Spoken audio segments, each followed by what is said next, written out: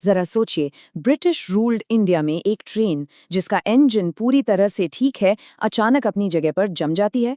कोई mechanical fault नहीं, कोई वजह नहीं। और क्या हो अगर इसका कारण वो रहस्यमयी संत हों जिन्हें कुछ ही देर पहले ट्रेन से बाहर निकाल दिया गया था। आज हम इसी अद्भुत सच्ची कहानी की गहराई में उतरेंगे। यही सवाल उस दिन वहां मौजूद हर अधिकारी के दिमाग में घूम रहा था। एक ट्रेन जो पूरी तरह से काम कर रही थी, आखिर चल क्यों नहीं रही थी? इस पहेली को सुलझाने के लिए चलिए वक्त में थोड़ा पीछे चलते हैं। तो बात है ब्रिटिश रूल्ड इंडिया की। एक ट्रेन अपने सफर पर है। देखने में तो ये एक बिल्कुल मामूली सा सफर लग रहा था, पर यह सफर इतिहास बनाने वाला था। और बस यहीं से कहानी में एक ट्विस्ट आता है। फर्स्ट क्लास के डिब्बे में एक साधु शांति से बैठे थे। जब टिकट कलेक्टर जांच के लिए आया तो पता चला कि उनके पास टिकट ही नहीं है। अब देखिए, ये सिर्फ एक बिना टिकट के यात्री और एक रेलवे ऑफिसर का मामला नहीं था। नहीं, बिल्कुल नहीं। ये तो दो अलग अलग दुनियाओं की टक्कर थी। एक तरफ थे एक शांत, विनम्र संत, उनके भक्त उन्हें प्यार से महाराज जी बुलाते थे। और दूसरी तरफ एक घमंडी अंग्रेज टिकट कलेक्टर, जो नियम कानून और ब्रिटिश हुकूमत का चलता फिरता सिंबल था।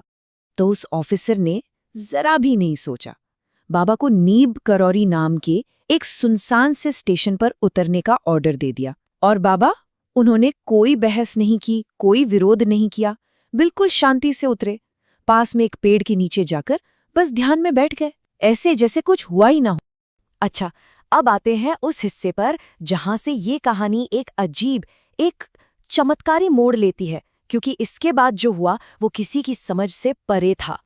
तो गार्ड ने झंडी दिखाई, ड्राइवर ने इंजन को फुल पावर दी, स्टीम छूटी, लेकिन ट्रेन 1 इंच भी आगे नहीं बढ़ी, बिल्कुल नहीं। सब परेशान हो गए। मैकेनिक्स ने इंजन का कोना कोना छान मारा, लेकिन कोई भी खराबी नहीं मिली।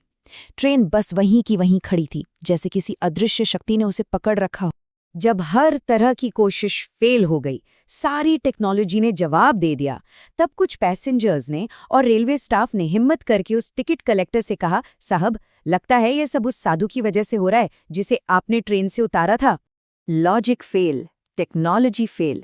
अब उस अंग्रेज ऑफिसर के पास कोई चारा नहीं बचा था। घमंड को साइड में रखकर उसे उसी संत के पास जाना पड़ा जिसका उसने कुछ देर पहले अपमान किया था। सो जब सारे साइंस और रीजन ने हार मान ली, तो वो टिकट कलेक्टर बाबा के पास पहुंचा। उसने हाथ जोड़कर माफी मांगी और विनती की कि बाबा वापस ट्रेन में आ जाएं। शायद, बस शायद, इससे ये अजीब मुश्किल हल हो जाए। बाबा बस मुस्कुराए, लेकिन उन्होंने कहा, ट्रेन में आने से पहले मेरी 2 शर्तें हैं। और सुनिए, ये शर्तें उन्होंने अपने लिए नहीं रखीं। पहली शर्त, नीप करौरी गांव के लिए एक रेलवे स्टेशन बनाना होगा। और दूसरी, आगे से सभी साधु संतों के साथ इज्जत से पेश आया जाएगा। ऑफिसर्स ने फौरन हाँ कर दी, और फिर वो हुआ जिस पर आंखें विश्वास न करें। जिस सेकंड महाराज जी ने ट्रेन में पैर रखा, इंजन अपने आप स्टार्ट हो गया। किसी ने कुछ नहीं किया और ट्रेन धीरे धीरे चलने लगी, ऐसे जैसे वो बस बाबा के आने का ही इंतजार कर रही थी। देखिए, ये घटना सिर्फ एक चमत्कार बनकर नहीं रह गई। नहीं, ये तो एक ऐसी लेगेसी की शुरुआत थी जिसका असर आज भी पूरी दुनिया में महसूस किया जाता है। और इसी घटना के बाद से उन संत का असली नाम लक्ष्मण दास लोगों को उतना याद नहीं रहा। उन्होंने उस गांव नीम करौली का नाम अपने साथ हमेशा के लिए जोड़ लिया, और तब से दुनिया उन्हें नीम करौली बाबा के नाम से जानती है। उनकी सारी कहानियों, सारे चमत्कारों के बीच एक बहुत ही सरल सा लेकिन पावरफुल मैसेज था। सबको प्यार करो, सबकी सेवा करो, सबको खाना खिलाओ। यही सिंपल सी फिलॉसफी उनकी पूरी टीचिंग्स का बेस बनी, और आज भी ये मैसेज पूरी दुनिया में गूंजता है। उनकी टीचिंग्स बहुत बहुत सिंपल थीं। वो कहते थे, सब एक हैं। उनके लिए जात पात धर्म इन सब का कोई मतलब नहीं था। उनके हिसाब से दूसरों की सेवा करना ही सबसे बड़ा धर्म है, और वो हमेशा राम नाम जपने पर जोर देते थे। उनके भक्त तो उन्हें हनुमान जी का ही रूप मानते हैं। बाद में उन्होंने नैनीताल के पास अपना आश्रम बनाया, कैंची धाम।